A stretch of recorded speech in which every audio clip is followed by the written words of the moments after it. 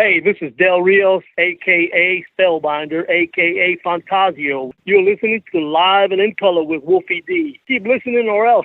Hey, this is Jimmy Street, host of the Live and in Color with Wolfie D podcast. Hear the life and times of professional wrestler Wolfie D. From his time in the territories with PG-13 to his time in WWE, ECW, WCW, TNA, and more. Nothing is off limits and nothing will be held back. Thanks again for tuning in. Here he is, Wolfie D. Ladies and gentlemen, welcome one more time to the Live and in Color with Wolfie D podcast. And today, well, we have a special broadcast here. This one is backed by popular demand. To be honest, a little peek behind the curtain, the Ask Wolfie episode is on par to be our number one episode of all time. I know Wolfie doesn't want to believe that, being a humble guy, but it truly is. It's beating Jerry the King. We'll see how Al Snow does. We have some great guests. I mean, honestly, our guest list has been a great run of people that could, sell out any house in any town. Oh, yeah. And,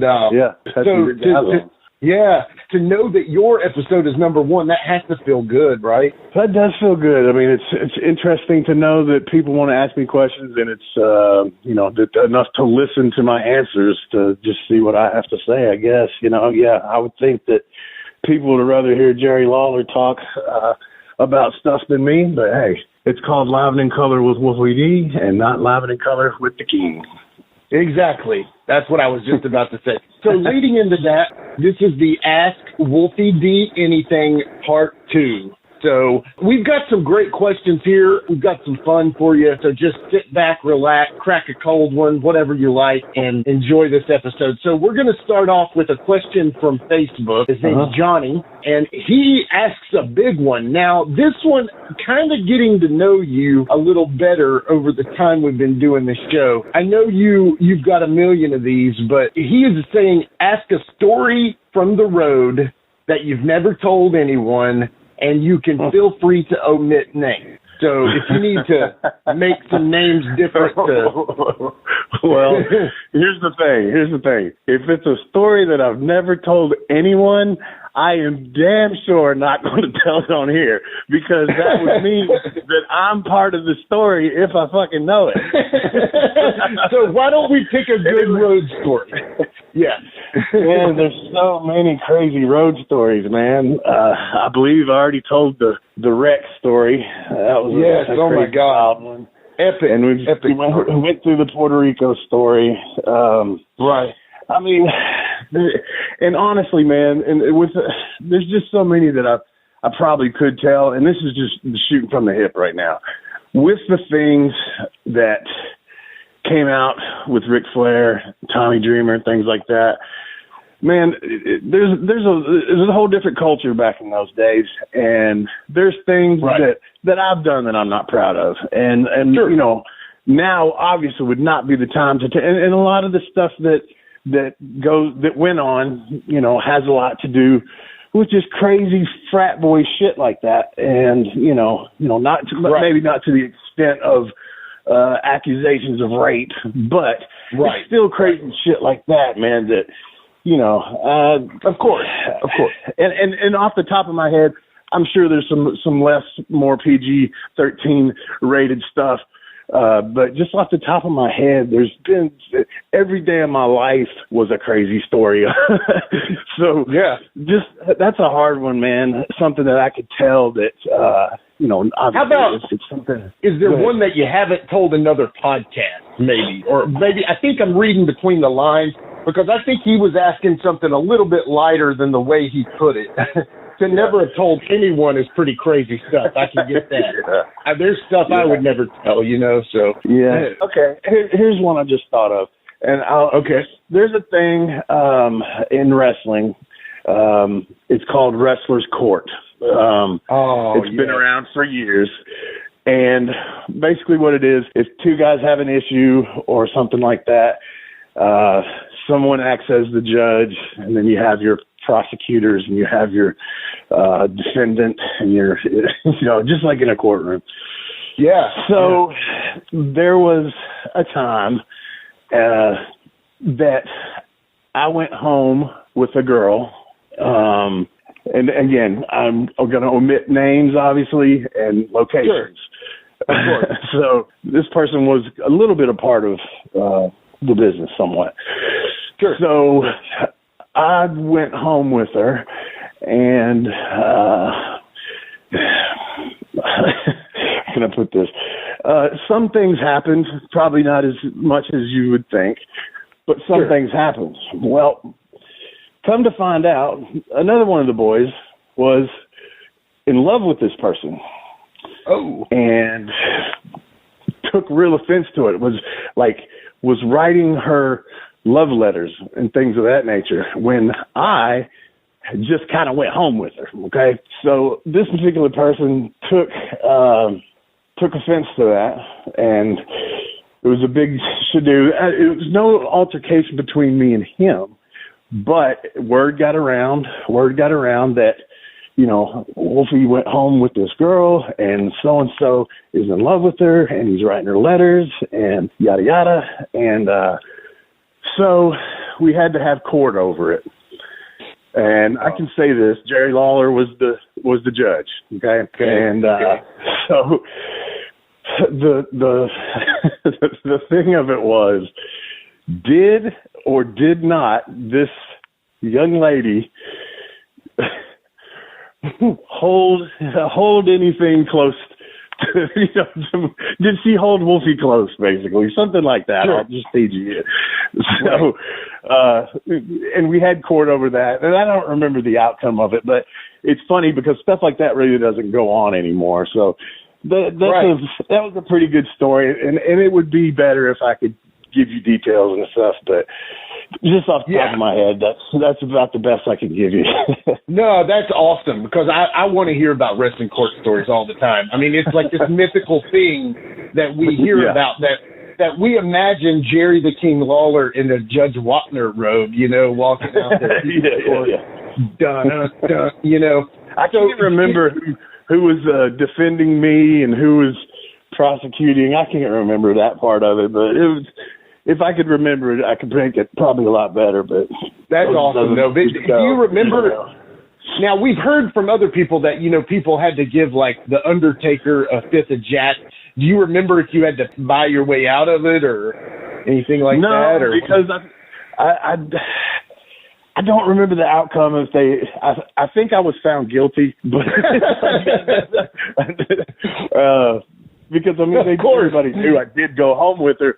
But at the same time, it was kind of a rib on the other guy because he was writing love letters to basically, a rat. So yeah. So all this was made public. That's hilarious. I'm sorry. That's awesome. Okay, that is actually perfect. That's the exact story I think Johnny wanted there. Okay.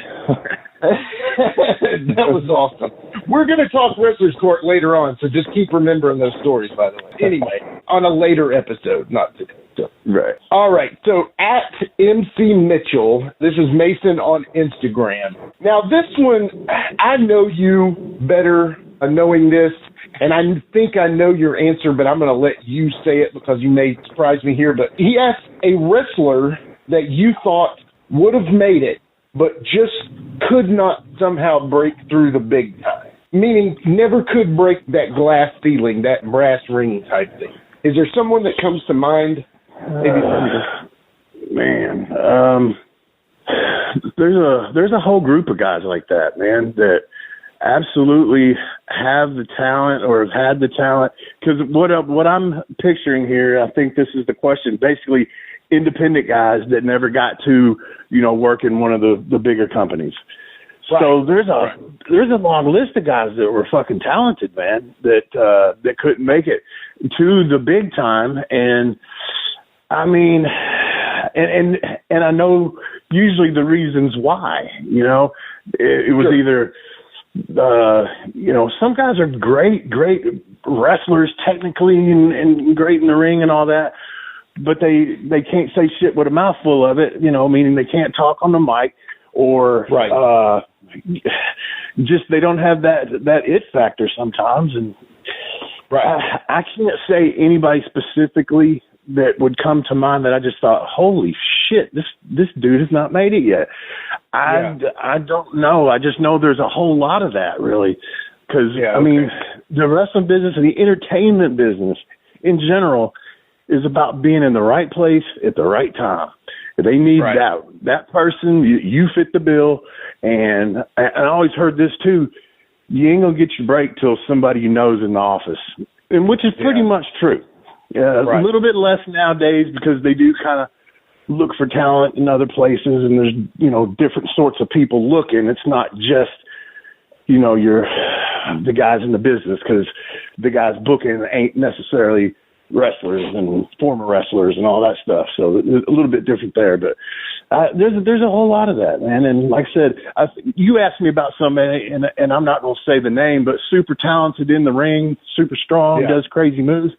And I said it could be something of his behind the scene behavior, or actually saw something on that person you were talking about, a move. And to me, the reason why, especially New York wouldn't use him, is because he's too dangerous. And some of those dudes are not going to take those fucking moves from him. Right. So, and they can't train it safely. So here's what I thought you were going to say, because in the past I've heard you say this before. I was too busy paying attention to my own career to worry about somebody else's. That's what I thought you were going to say. Well, so I mean, that's true. That's true.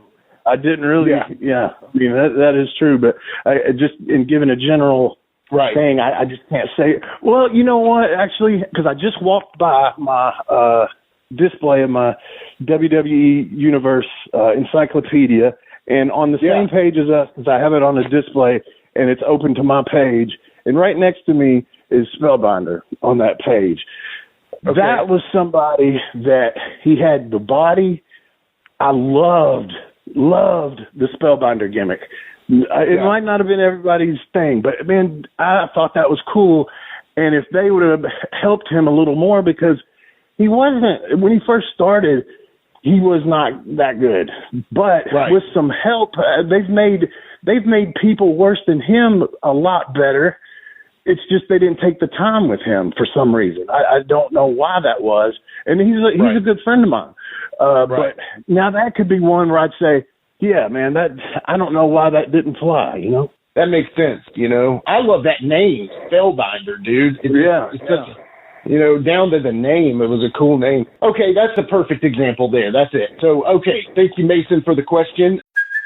Hey, it's Kaylee Cuoco for Priceline. Ready to go to your happy place for a happy price? Well, why didn't you say so? Just download the Priceline app right now and save up to 60% on hotels. So whether it's Cousin Kevin's Kazoo Concert in Kansas City, go Kevin, or Becky's Bachelorette Bash in Bermuda, you never have to miss a trip ever again. So download the Priceline app today. Your savings are waiting. Go to your happy place for a happy price. Go to your happy price, Priceline. Hey folks, to get your official Live It in Color with Wolfie D merchandise, go to prowrestlingtees.com/live Wolfie D. Check it out.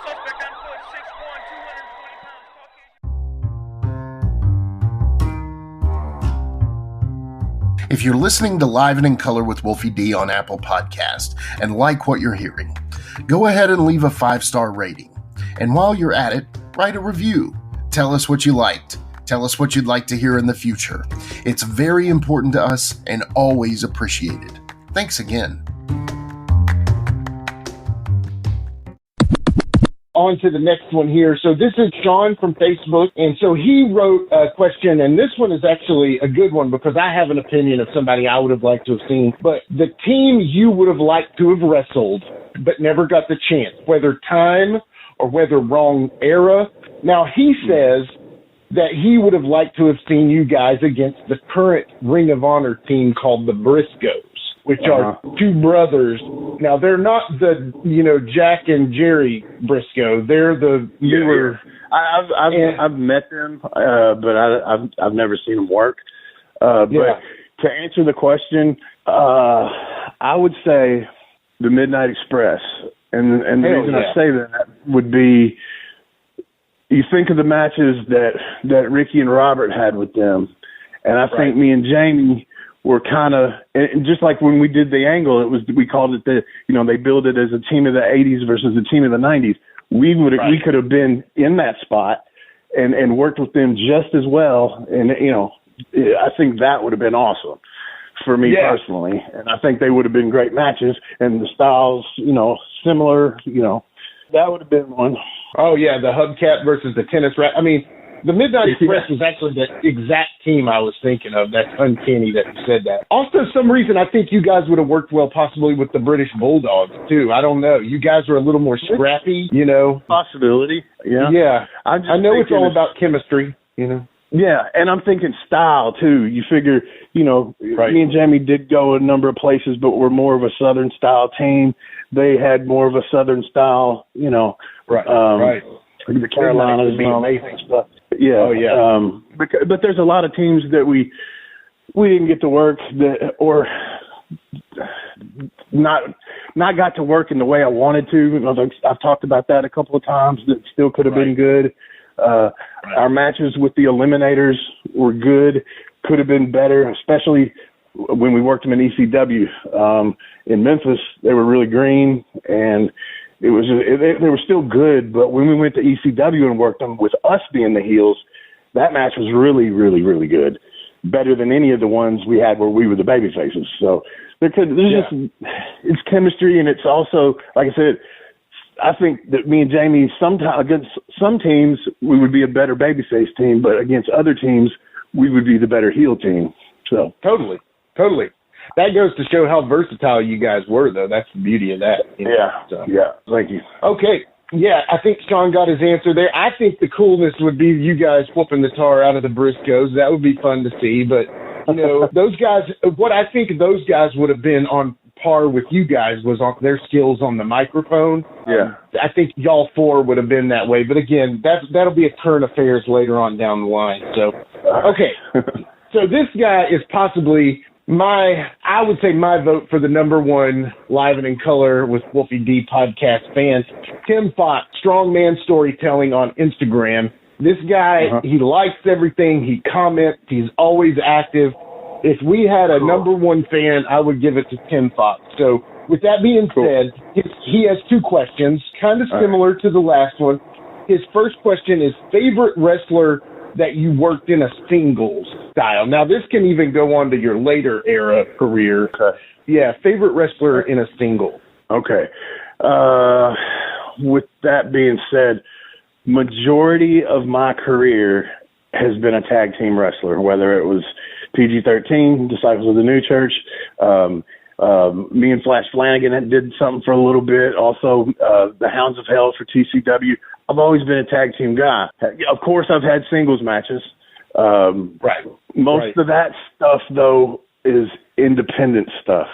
So on a bigger stage, like I've never worked. I worked TNA a couple times by myself, but like I worked New Jack and TNA, and we had a good match. But to say like a match that really stands out in my head, and I may have talked about this when we went through the beginning stuff. X-Pac, when he was 1-2-3 Kid, came into Memphis, and they wanted me to work him. We were heels then, and me and him. This is one match that I would give anything if it was on tape. It was a huge house at the Coliseum.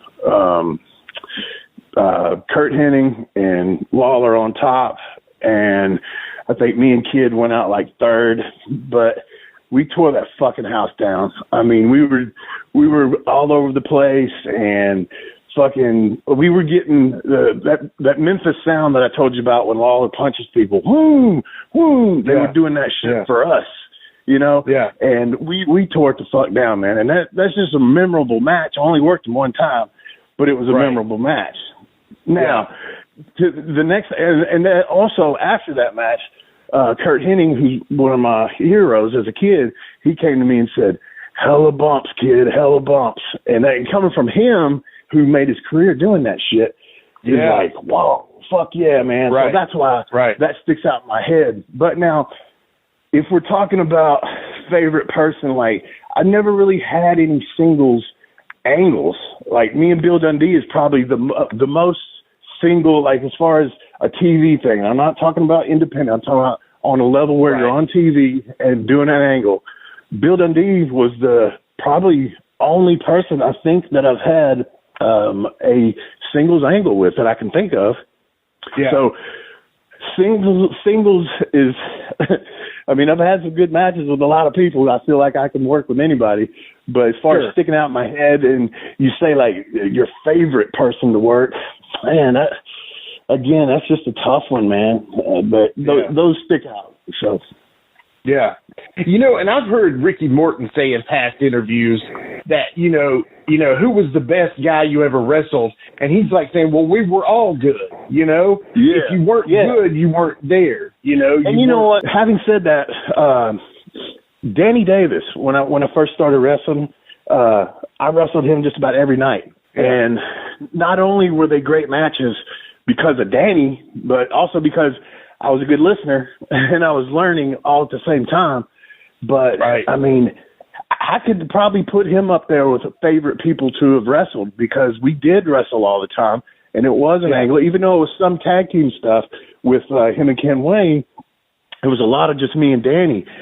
I jokingly say that I was the first OVW student because Danny taught me so much, and at the end of our feud or whatever, he called me into the dressing room in the Gardens one night, and he said, kid, I have really enjoyed working with you. And it fucking almost brought tears to my eyes. I was 19 years old, and, I knew he meant it or he wouldn't have said it. So Danny Davis is up there, too. That's awesome. That's awesome. I would love to see all those matches. So, okay, Tim's next question, and this one, I'm assuming this is a single as well because he specifically asked it after the favorite wrestler to work in a singles. So let's go with number 2 is who would you have loved to have had a long feud with but never got the opportunity in a single, let's just say? Because we kind of said the Midnight and, Yeah. In singles, I mean, I'd love to have had a feud with Lawler, obviously, being in Memphis guy. That would have been fun. I mean, I've worked him a number of times, but not in a feud type thing. We did I think a 1 or 2 week angle with me and him when I was Cyberpunk. I think I beat him for the heavyweight title and held it for like fucking 2 days. And he got it right back. But and he was supposed to have unmasked me, and we did the double mask gimmick where when they took off the first one, I had another one and blah, blah, blah. But, and of wrestlers past, obviously, God, I would have given anything to even work Randy Savage one time. But, and then, like, say, as Slash being the heel, I'd love to have worked a babyface like fucking Ricky Steamboat or something like that, Oh, yeah, totally. I think that's a perfect answer. Okay, so this one's going to be fun. We're stepping away from wrestling here. Now, this one is from @JamesRockStreet, your humble host, Jimmy Street from Charlotte. Now, you and I are both huge Titan fans. Tighten up, Yeah, baby. Tell me, who was your favorite team before the Titans came to Tennessee? I'll be straight with you, man. I was not really a football fan until the Tennessee Titans came to Nashville. Okay. I mean, I played a little football, junior pop league, but my stepdad tried to get me into it. I was more into baseball and basketball, and then I wrestled in high school. I just wasn't really into football for whatever reason. I wish I would have been, looking back. I really wish I would have been. I think I would have been good at it, but I just wasn't into it, man. But then the Titans got there, and I'm a footballaholic now and a diehard Titan fan, That's an awesome story, man. Doug Gilbert would tell you, this is obviously back before the Titans came to Nashville, early in my career. And I think Doug asked me, we were going down the road or something, talking about it. They were talking about football. And he said, Wolfie, who's your favorite team? I said, kind of that same answer. I said, I really don't have one. I said, I think the Bengals got pretty uniforms. he fucking ribbed me for that for years. Probably still would if he thought about it. Yeah. Well, the Bengals do have cool uniforms. He said they got pretty uniforms. Oh, I can hear him saying that. Saying that. Yeah. He told me, I asked a question to a wrestler one time he was talking to, and I'm not pushing Doug out. It was hilarious to me when I said, And I said something to a pretty famous wrestler, and I said, man, I thought your theme song was awesome back in the day. And Doug looked at me deadpan, and he was like, well, that's about a mark. That's Doug. And I just stepped away. I was like, yeah, you're right, man. I can't say nothing to that. Anyway, I mean, this dude has grown up in the industry, lived, breathed, lost family members in this industry. Yeah. And I'm coming to get in his conversation to talk about an old entrance song. I get it. Right. What am I talking, Exactly. Okay. So my second question is favorite Titan player now and then favorite Titan all time. Right now, without a doubt, is Derrick Henry, and I think he will end up being my all-time favorite. That dude is a beast. I mean, a beast. Yeah. Oh, yeah. He's on pace to set all kinds of records. Obviously, if he stays healthy, he's Hall of Fame, no doubt. I mean, this dude's incredible. I was watching a thing the other day where they showed it was one of the Colts. I think number 53. I can't remember what his name is, but he's a big dude. And Henry hit this dude, and this was the last time they played him. And I didn't notice it at the time, but on the replay, he hits this dude in the chest. He's coming to tackle him, and Henry lowers that shoulder. And this, like I said, this ain't a small dude, man. I think he's a linebacker. And he fucking knocked that dude he knocked him 9 yards. They measured it. He knocked him 9 yards backwards onto his back. I mean, good God, dude. And of course, we all know the stiff arm. But now, as far as the past, it's Steve McNair. I loved Steve McNair. He was a badass, man. Wouldn't practice all week because he was hurt. Go out there with half his body taped up and just. I mean, we look at Lamar Jackson, avoiding tacklers and things like that. Steve McNair would just shake them motherfuckers off, man. He would. Steve McNair would throw 300-pound linemen down and shit. I'm like, this dude's bad, man. Yeah, I know. It's so sad the way he went out. He was like a giant oak tree standing in the pocket, man. I mean, he was like, "Come hit me, let's do it." Yeah, that's great. I think Steve's probably my all-time favorite, too. Obviously, Derrick Henry, if you're a Titans fan, it's hard not to be a huge Derrick Henry fan. So we are in agreement there. Okay, cool. Enough about Titans for just a second here. So this is another question from Twitter. His name's Jeremy. For some reason, I did not write down his @ but he'll get over it, I guess. If you could have lived... Now, I'm going to pretend this is pertaining to the best opportunity for you in wrestling, because other than that, it doesn't really make sense. So if you could have lived anywhere in the world, where would it have been? Like, I know you're a Tennessee boy. You loved Memphis growing up. What would...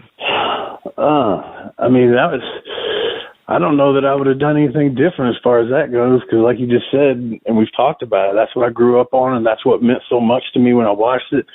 I mean, thinking of all the other territories, I mean, I've seen, I don't know that I would have liked anything better, Yeah. And if he's just talking about where would I want to live in general, I mean, I really liked living in Central Florida.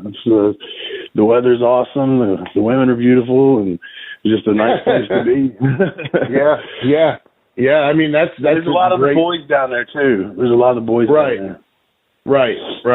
Yeah, and I mean, honestly, dude, you're in Florida. There's so much opportunity for a wrestler as well, Yeah. So that could have been, as far as the first part of that question. If not, being a Tennessee boy, maybe a Florida boy. You know what I mean? Because there's good shit going on down there too. Yeah, that makes total sense. Okay, cool. So Cold Dog on Instagram, @ColdDog, asked something about lump payment for WrestleMania 13. What was it? I mean, you don't have to say how much, dude. But I'll be glad to, because I know that Jamie has talked about it publicly, and the reason for it was the way that, because right after WrestleMania, that was Sunday night. On Monday night is when this shit went down with the Road Warriors, where we walked out, talked to Hawk and Animal, told them, look, we know why they're doing this, because it was some, I think this story should be saved for a different episode. But long story short is we were getting fired that night, and we knew why they were doing it, and they were jobbing us out to them, in which everybody's jobbed out to the Road Warriors. I mean, I didn't give a fuck about that. Those are my guys, but it was the reasoning behind it, and that's why we walked out. And Sean Michaels and Jim Ross, we had our, bags fixed and put them in the car. We had our shit on already. We were dressed ready to go, but then we was like, fuck it. And they came running out. And so basically talked us in to coming back and doing it. So, obviously we did do it. Sean got us paid.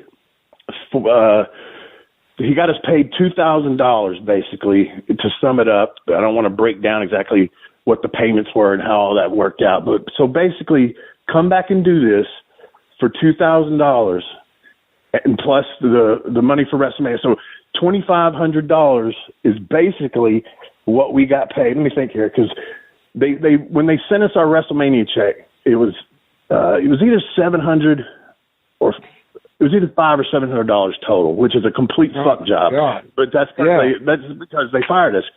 But if you think about it, see, what Sean did was, even though we were getting fired that Monday, we still got paid for that. Right. Plus, we sat at home. He said, I'll make sure you get another $2,000. Okay? So however you want to add that together, to me, those 2 nights together plus that $2,000. So however you want to add that up. Okay. Yeah. And so Shawn Michaels did that because, he wasn't always the guy that said, the boys always thought, hey, this guy doesn't really care about us. That's amazing. Yeah. And I'm not sure why. Me and Sean, I'd hung out with him a little bit because of Road Dogg. We were friends, and so I hung out with him. Yeah. Me and Sean actually almost really came to blows one night in a hotel room. That's another story for another time. But yes, it for is. some reason, that night he came out there, him and Jim, and like I said, he took care of us. We basically got to sit at home, because we were going to be sitting at home, getting fired like that for a minute. So here, go sit at home for this extra $2,000 plus your payoff tonight, and then the bullshit WrestleMania payoff. So however you want to break that down, like when Jamie tells the story, he's like, they fucked us, they only paid us $500. He's forgetting that we got paid that extra $2,000 plus the money that night. Right. Yeah, well, I think that answers that question. So, okay, cool. Now we've got a John from Tullahoma. He's asking a question. So, a time in a match that things went totally wrong. Honestly, thought it was going to be over because of you were just going to go home because it was horrible. But then how you fixed it, or if you weren't able to. Is there a time? There's things that happen sometimes, and I usually can fix it. And then hopefully the person I'm working with is good enough to help me fix it, and nobody ever knows that it went wrong. Right. So there's been times where, on that, sometime I'd like to do. I was thinking about this today on this. If we could do the video thing where we can do watch a match and let me talk through it and everything. Oh, totally. But on the Texas Death Match, and I may have already said this, but on the Texas Death Match with Rock and Roll that's on YouTube, Lawler was late. Buddy was never supposed to make it into the ring. So all of us obviously knew what we were doing and were able to cover it up. Buddy did some stuff, got back out, and then Buddy started to climb in again. Lawler made it, and nobody ever knew the difference but us. But at the time, it was like, fuck, where's Lawler? Where the fuck is Lawler? So, you just gotta hope you got somebody that can fix it. If you're working somebody that's that fucking bad where you just can't do nothing with them, they don't need to be in the ring, and you just need to shoot pen them. For real. Right, exactly. There's times where there's an injury or something, and I've been hurt in the ring so bad before, and I continued the match. And this was at an independent show, man, because I guess my point in saying this is now they do this referee does the X thing, and, they just fucking stop. Back then, man, you better do something. Get pinned, do something. And so the finish was that the guy is going to have me in a figure 4, and I'm not submitting. The manager comes in and breaks a shoot pool stick across my legs. Okay, so oh god! Right before this though, I go to powerbomb the guy, and the mat is really loose. I'm going to do a sit-out powerbomb with him. Well, he don't take it right. Instead of rolling up as I lift him, he kicks his feet up like a pile driver, then tries to do like a sit-up. So it fucking threw me off. And then when I went to sit out, my right leg got caught. My foot got caught in the loose mat. So when we came down, I came down in like a hurdler position, and the guy's body landed on the leg that was stuck behind me. So it damn near broke my ankle. So then you think about the finish. I just did that to my leg, and I got to get put in a figure 4 and let the motherfucker break a pool stick over the leg that is just fucked up real bad. Oh, my God. So that night, and I mean, this is in Chicago, and I had to, all night I couldn't walk. I wasn't going to the hospital. I didn't have insurance and that old shit. And I got to get to the airport the next morning and get back home to get to the doctor, get to the walk-in clinic type thing. I get to the airport, and I remember when we landed in Nashville, I literally had to like hold on to the wall. And the funny, here's the biggest rib, is I swear to God, the plane was at the furthest terminal from the fucking baggage claim. And so I'm holding on to the wall, just limping and everything. I get to the doctor I guess it was that day or either the next day. I mean, my leg was purple from my ankle to my knee. And, I got to the doctor, and he walked in there. It was one of those walk-in clinics, and he looked at my foot, and he went, dang. So when the doctor goes, dang, that's not a real good sign. No. He said, man, we did the x-rays. He said, you didn't break it. He said, but you'd have been way better off if you had. And so it was just all kinds of ligament damage in my ankle and shit. And to this day, I mean, that ankle still bothers me a lot. But, yeah, back to that. So it messed up. But I was the old school guy in me finished the fucking match no matter what, Yeah, of course. That reminds me of, we've all heard the story that Triple H finished as a match with 2 blown quads and stuff. I mean, you guys weren't, it's not ballet, right? It's not ballet. Yeah. I mean, that's amazing. Let's take a quick time out and get a word from one of my dope-ass sponsors, and we'll be right back with more Live and in Color with Wolfie D. Support for Live and in Color with Wolfie D is brought to you by Manscaped, who is the best in men's below-the-waist grooming. Manscaped offers precision-engineered tools for your family jewels. Manscaped recently launched the Ultimate Men's Hygiene Bundle, the Performance Package. Join over 4 million men worldwide who trust Manscaped with this exclusive offer for you. 20% off and free worldwide shipping with the code WOLFIE at manscaped.com. If my math's correct, that's about 8 million balls. Support for Live and in Color with Wolfie D is brought to you by Manscaped, who is the best in men's below-the-waist grooming. Manscaped offers precision-engineered tools for your family jewels. Manscaped recently launched the Ultimate Men's Hygiene Bundle, the Performance Package. Join over 4 million men worldwide who trust Manscaped with this exclusive offer for you. 20% off and free worldwide shipping with the code WOLFIE at manscaped.com. If my math's correct, that's about 8 million balls. Getting engaged is a moment worth cherishing. A one-of-a-kind ring that you design at Blue Nile can help your love sparkle. Just choose your diamond and setting. When you've found the one, you'll get it delivered right to your door. Finding the right engagement ring can be nerve-wracking. At Blue Nile, you'll have the expert guidance needed and a diamond guarantee that ensures you're getting the highest quality at the best price. Cherish all of life's moments and save up to 30% at BlueNile.com. That's BlueNile.com. Okay, so the next question is at Tim2Cool on Twitter. Here's an interesting question, and I lumped in another question with it, but I want to. So your favorite size ring? So you know the WWE has the 20 by 20. I think the WCW had the 18 by 18. A lot of studio rings were smaller because of the studio. What size was the USWA studio ring? What was their main ring? They changed a couple of times, I believe. I'm pretty sure they were all 18s.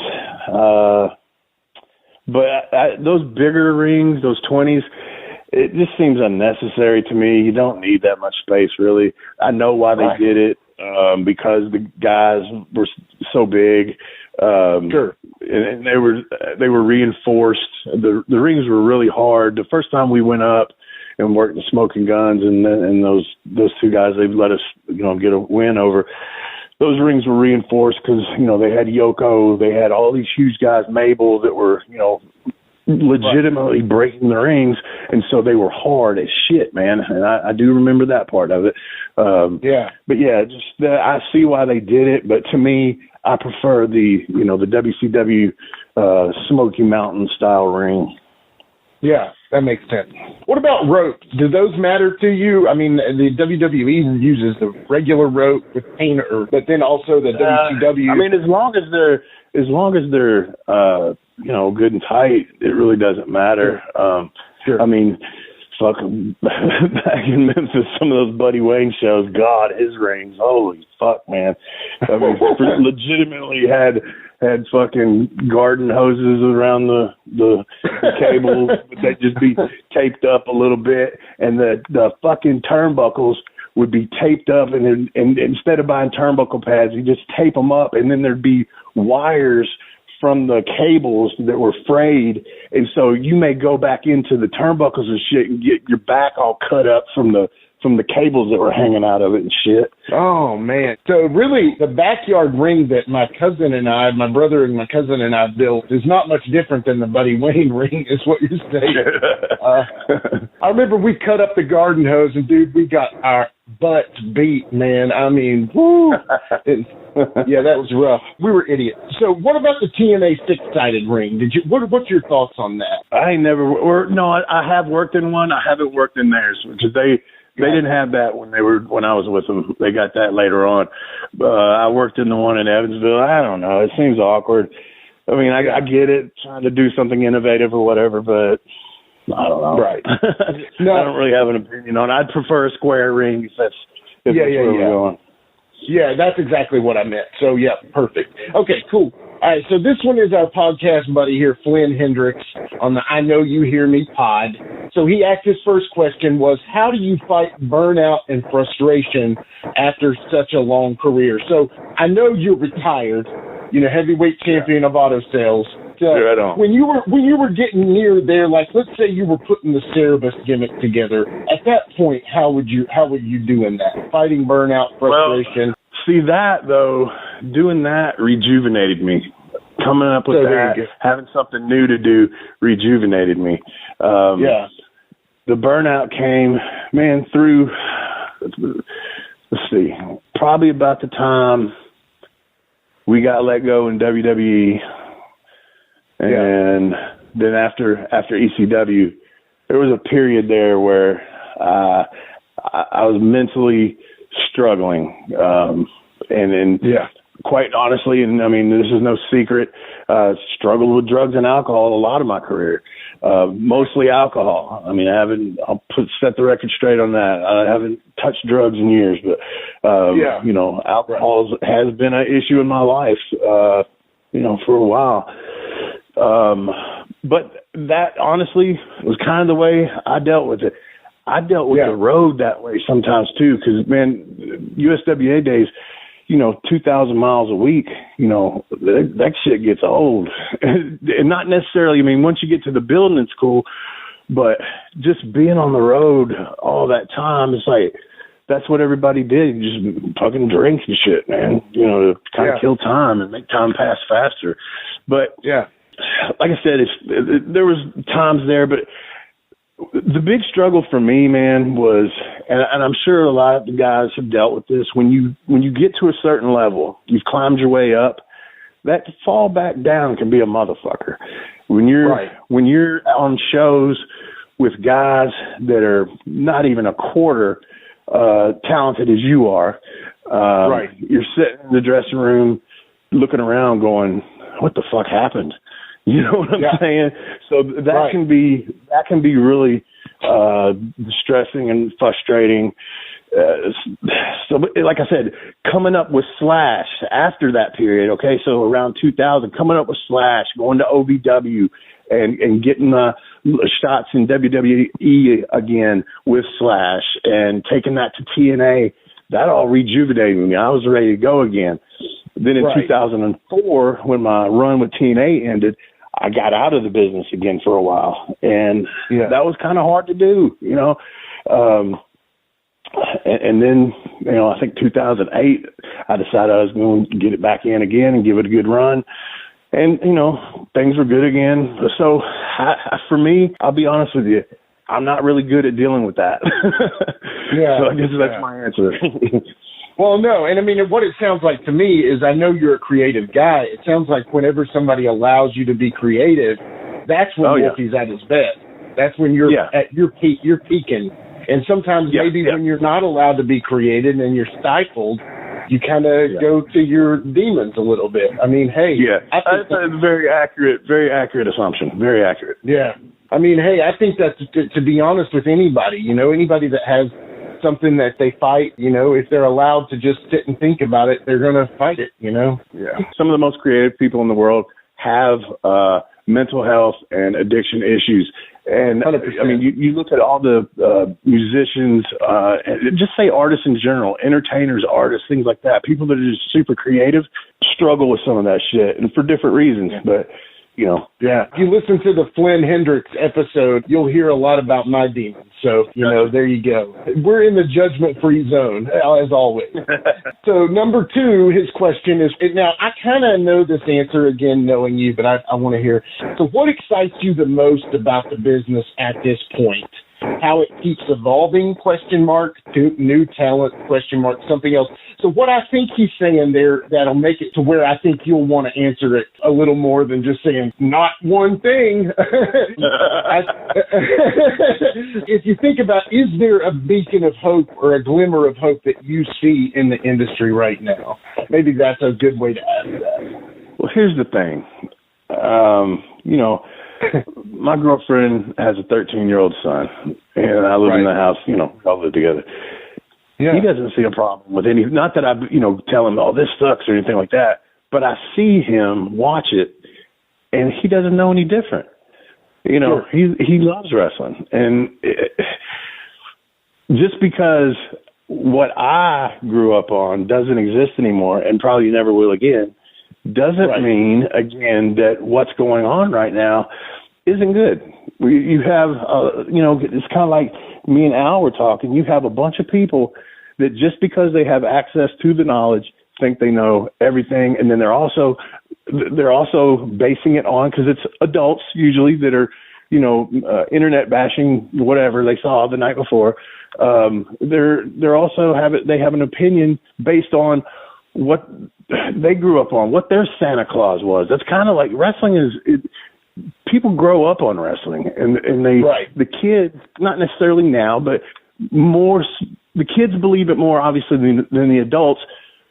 But the adults that, you know, don't believe it now, that's not to say when they were kids they didn't.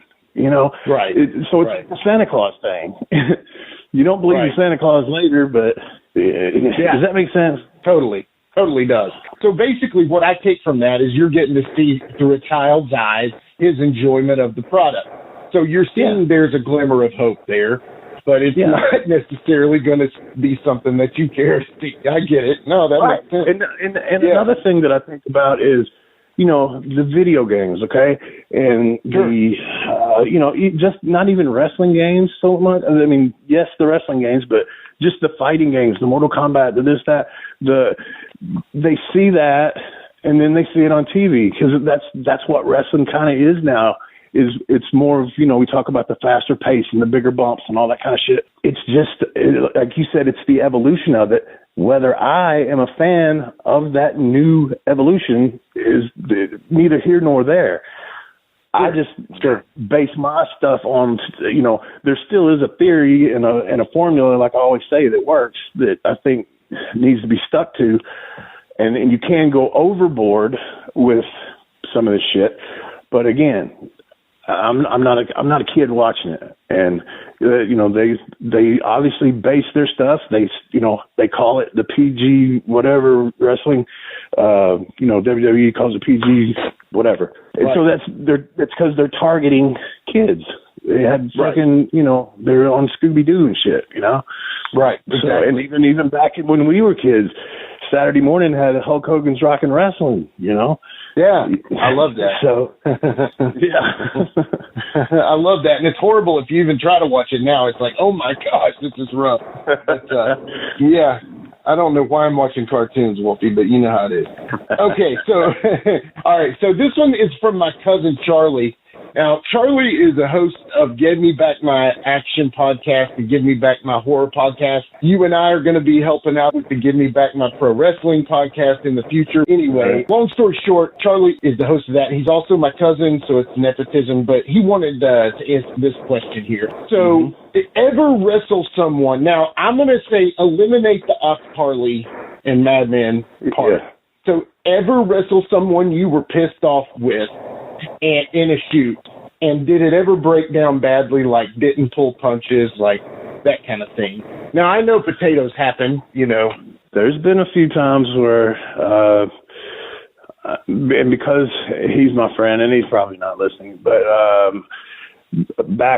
way back when, there was a kid, I was a kid, and they kind of gassed him up. You know, we both had amateur wrestled, and they kind of gassed him up there when I first started at USWA to shoot on me, like, you know, try to take me down and amateur wrestle, shoot on me, not necessarily punch me or anything, but to shoot on me, because this was back again, separate dressing rooms, blah blah blah, and he tried and he couldn't get me. He kept trying, he couldn't get me. So Jamie was at ringside. And I took him, and as he was trying to shoot on me for, I don't know, the third time, I, you know, sprawled on him and hooked his arm, got him over we were towards the ropes, and I just kind of pushed him through the first and second rope to the floor.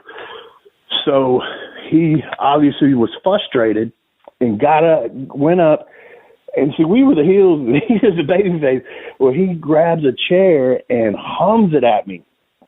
Yeah. And I was able to get my hands up. I kind of slapped it down. Well, then I charge at him. We end up on the bleachers, and I think Jamie came in from behind with the hubcap and didn't use it flat, used the edges of it. And was pounding him in the back, like in the ribs and stuff. And, so that was about the end of that, and then we finished the match as a work. But and there's been times, obviously, when, you know, people fuck up spots or something, and I'll whack the shit out of them and cuss them or something, and then go back to working. But, and then there's the fan shit. You know, I've had fans jump in more than once, and never do that. Yeah.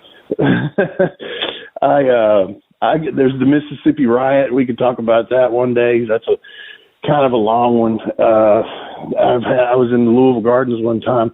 Well, the first time it ever happened, and it's another long one, but I don't want to kind of spoil future episodes, so we can talk about stuff like this on another one. But fans, man, they can be motherfuckers. And don't jump in there, don't touch it. And nowadays the guys won't fight back because they're afraid to get in trouble. But we always, if you come in that ring, you're game. And I had a guy pour beer. I took a bump at the Gardens on my butt up against the railing, and this guy stood up and he poured his beer on top of my head. Well, the cops in Louisville that did security were cool, and they were cool with the boys. And as soon as I stood up, I'm still kind of like, it dumps on me. I don't want to come out of character too quick, so I'm still kind of selling. But I jump up and I turn around, and there's two cops got that dude's arms spread like a crucifixion, like one on each side. And I turned around and I punched that son of a bitch right in the face. And the cops, nobody cared. The cops didn't care, and they just toted him out of there. So that's just kind of the way it used to go. Yeah. Yeah, I think that's like jumping into a lion's den, that's just ignorant. I'm sorry. You can tell that they don't want to interact with the fans, but honestly, there's still some of those old guys. Like, I know Jericho would beat the fire out of you, There's guys you don't want to get in the ring to even act. I mean, I don't understand that, by the way. First of all, I'm going to rant for a second. Second off, you get your little liquid courage, and you know for a fact that even though these guys are entertaining you, you know those moves, if they apply them in a non-entertaining fashion, could put you in the hospital.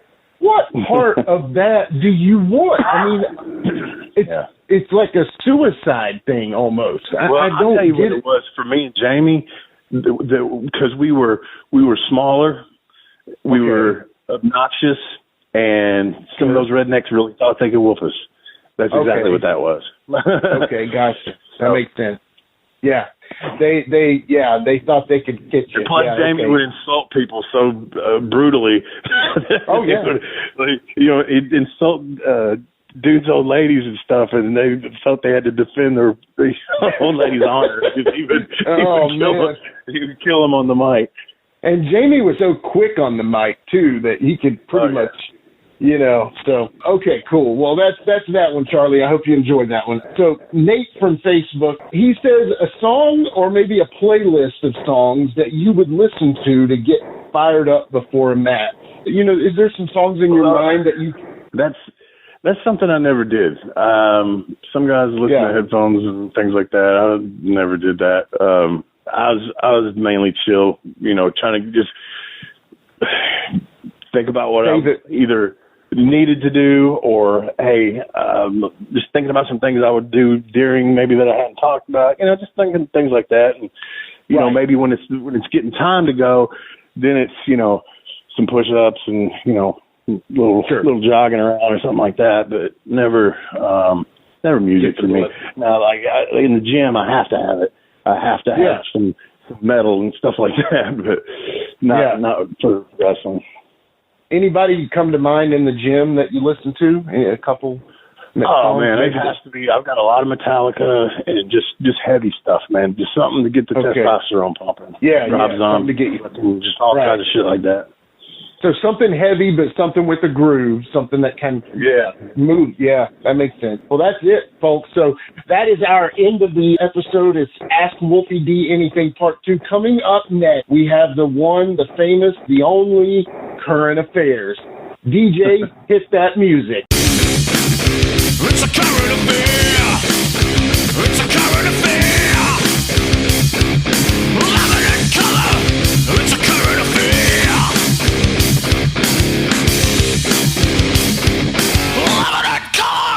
All right, we're back with Current Affairs on the Live and in Color with Wolfie D podcast. So these, to me, are always the fun part for me.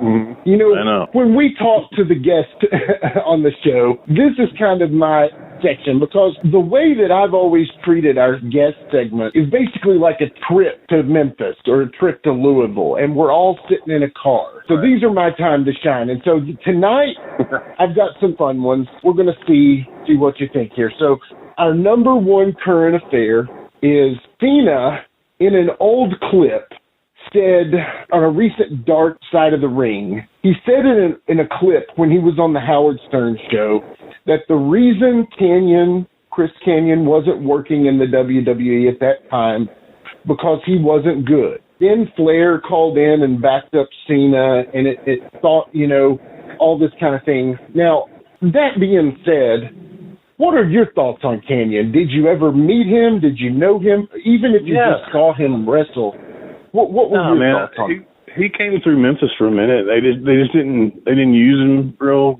good. I don't really know what the deal was there. I mean, I apologized him through a table one night. We needed somebody to run in and take a bump for that, and I put him through a table. But yes, I know what you're talking about. I've seen that on social media, and for him to say that is ludicrous. I mean, the guy was good. There may be a couple of things, and probably that's why they put like the Mortis gimmick on him and things like that. Because and I'll be straight with you. I heard Cornette talk about this, or it was some. I think it might have been Cornette, but talking about he had kind of that lisp or whatever and that real Yankee accent. So his talking was a bit awkward in that regards. So that could have been one thing, but to say that he wasn't good enough, honestly, Canyon was probably better than Cena. Right. As far as technically and everything. Cena, and man, it all, like I said, it all depends on your push and how much they want to help you, because they can. They can produce, they can make, I'm not going to say anybody, but they can damn near make anybody look good and push them and help them and get them to where they need to be. So there was something there that bothered them about him. And the other thing that was said that I heard was that they kind of would send people out because he talked back against the company, that they would, tell these guys, hey, bury him. So right. It's whatever, man. I mean, and I can't hold it personally against the guy because they put my gimmick on him, but he's not really my favorite. I don't, as a person, I don't know him, but he's obviously succeeded with my fucking gimmick. But I'm telling you, I expect him to come back with Jim Mitchell, with a Jim Mitchell ripoff, and work the Slash gimmick any day now, honestly. So, yeah. If he does that, we'll know, and we'll sue, by God. We'll sue. Don't worry about that. So, okay, so that pretty much answers that about Canyon, and rest in peace to him. Our second question is, now I've asked you about this before off the air, but I really want to kind of address it here. WWE has brought up the fact that they are talking about this more, and I guess maybe they're bringing tag teams back more, so they have to, but there is an unspoken official tag team rule where there is only one pin breakup attempt during a match. If you do it a second time, it is considered a disqualification. Now, I think, have you ever heard that? You're a tag team specialist. Have you ever heard that? Never. I think you can probably overuse it. I agree with that, but I've never seen it where they kind of made it a rule per se. But, I mean, WWE's never, to me, especially in more recent years, been a tag team, league, federation. It's more of a singles thing. And with their tag teams, and yes, I know there's the British Bulldogs and there's the, but there's never, it's usually one guy and one guy that get together, separate gimmicks, and become a tag team. They've never really been big on the matching outfit type tag team. So it's just not, to me, they've never been a tag team thing. So I don't know really what to say about that. I mean, I guess it's different. I guess it's a thought. I mean, I'm sure there's something went into that because it can be overused. I agree with that. So maybe that's the point behind it. Yeah.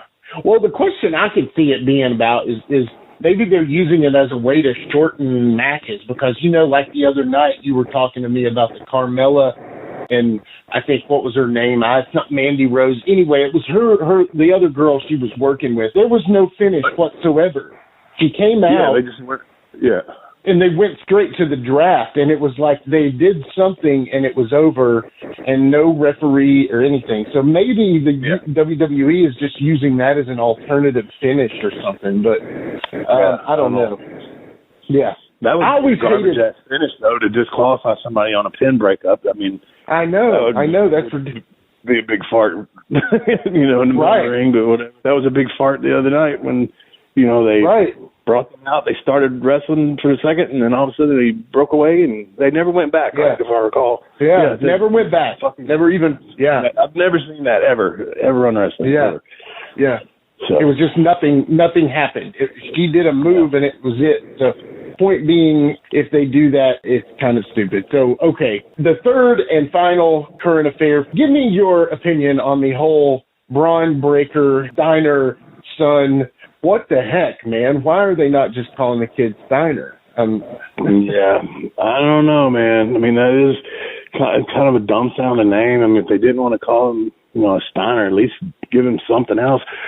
But at the same time, because I thought about this, because like I said, I see stuff on social media. And I was interested to see how he worked.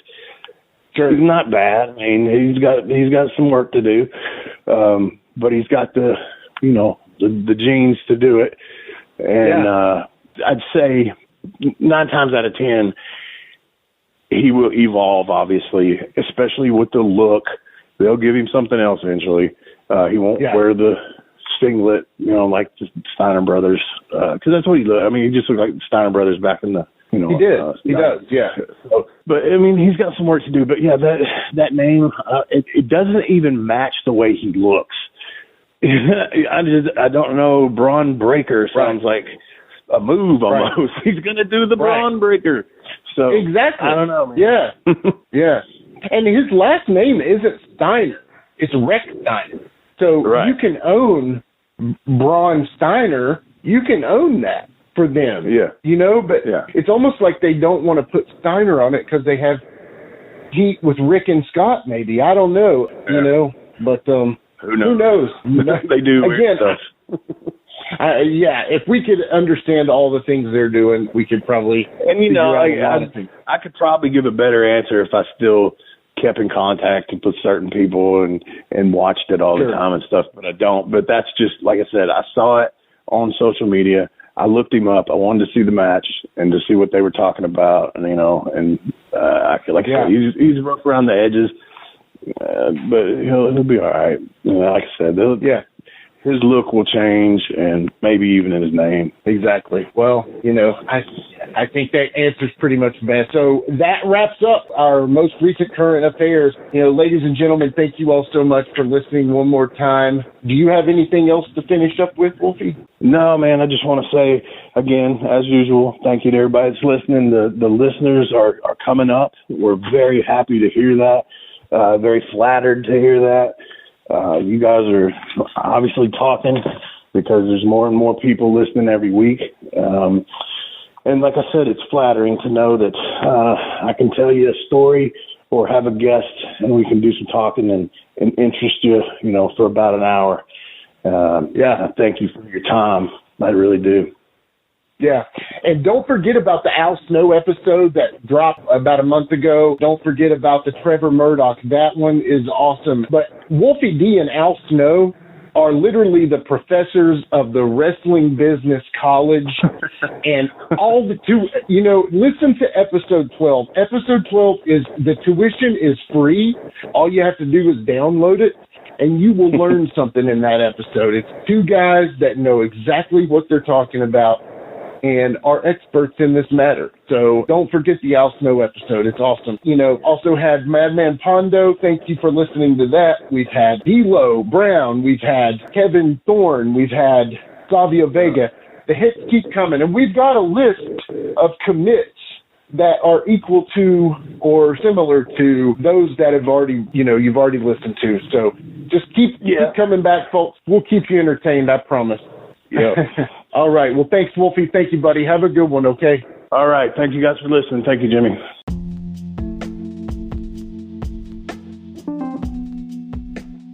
And now a word from our sponsor.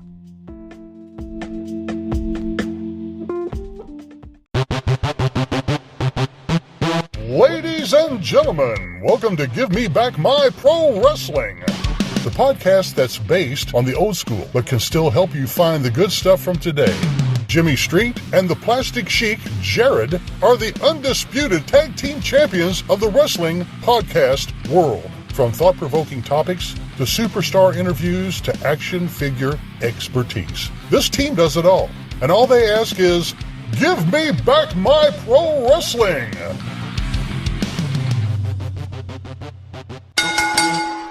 Every other Thursday, wherever you listen to podcasts. Join me, Gene Jackson, for the Jackson Interaction Podcast, where I'll be doing one-on-one interviews with people from the world of professional wrestling, as well as stand-up comedy.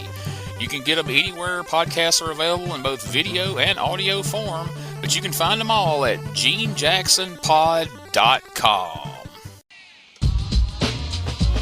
That's right, it's the Talk of Middle Tennessee, the channel you love to hate and the channel you hate to love. It's Brian Turner from Brian Turner's VHS Rehab. And if you're looking for matches from Wolfie D to Jerry Lawler to Dusty Rhodes and the team that put a pimp before your eyes and a goatee between your thighs, Booty Call and Athena, go to lostwrestling.com. See, I made it easy for you. Brian Turner's VHS Rehab. Booyah!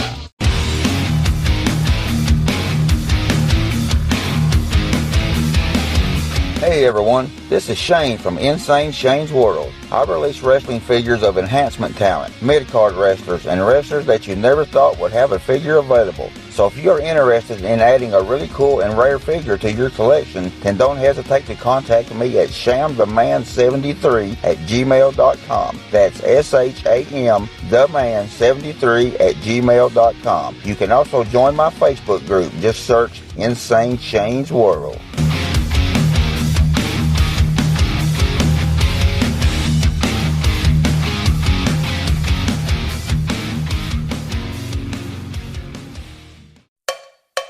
If you're a fan of rock and music, I'd really appreciate it if you took a moment to check out my podcast. It's called the Decibel Geek Podcast. We've been doing it for about 10 years now. We talk about Kiss. We talk about Ozzy. We talk about Motley Crue and Guns N' Roses and Metallica. We talk about all the legends from the 60s and on, up to brand new bands that you should be hearing about today that you're not going to hear on the radio. It's Decibel Geek. Wherever you find your podcasts, you'll find us there. If you love rock and roll, I can almost guarantee you're going to love my show.